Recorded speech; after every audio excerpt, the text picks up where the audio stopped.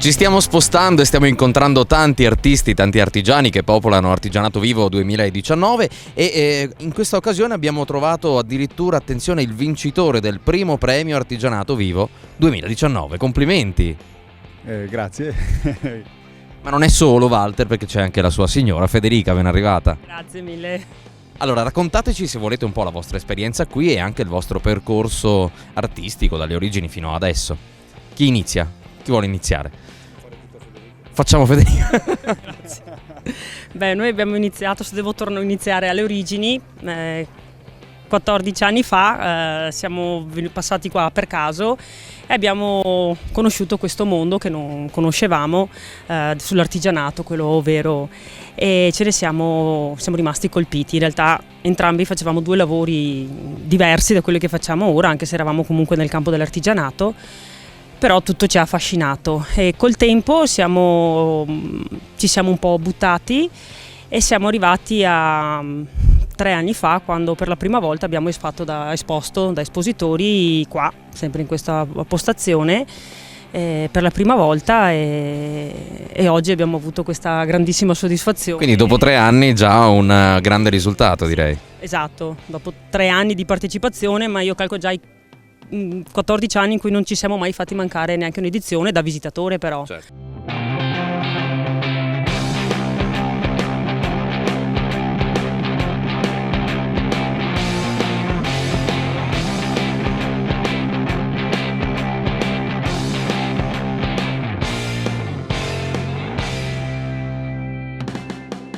Un'emozione grandissima ritrovarci di fianco a persone, a espositori che noi ammiravamo tantissimo e trovarci oggi a essere premiati insieme è stata una cosa grandissima. Grande. Ecco. Allora, parliamo invece della vostra arte. Che tipo di opere esibite qui? Allora, ovviamente sono tutti prodotti artigianali, puntiamo molto sul nostro, questa era la nostra opera, che è quella che ha vinto, e molte sculture in ferro, lavorate a freddo, lavorate a mano.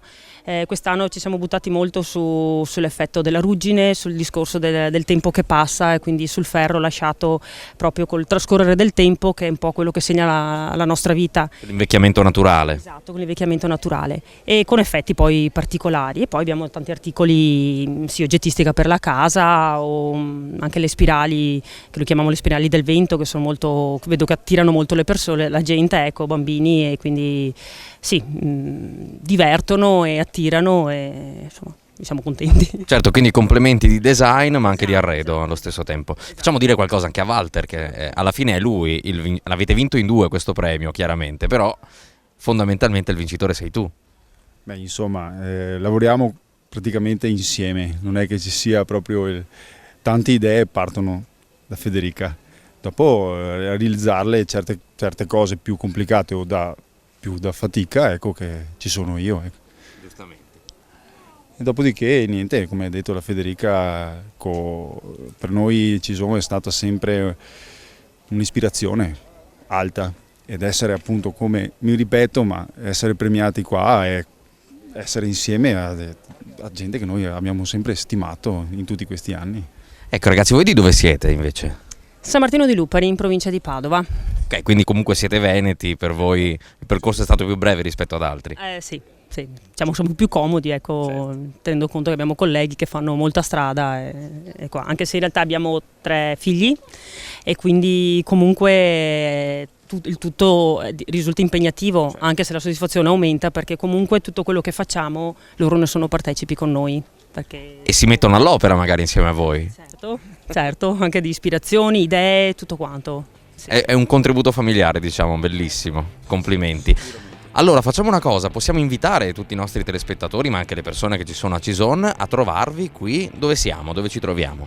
Qui è l'Orto di Giorgio, a Cison Marino. Adesso per arrivarci dal sito vedete l'Orto di Giorgio, mi sembra postazione numero 3, e siamo qua.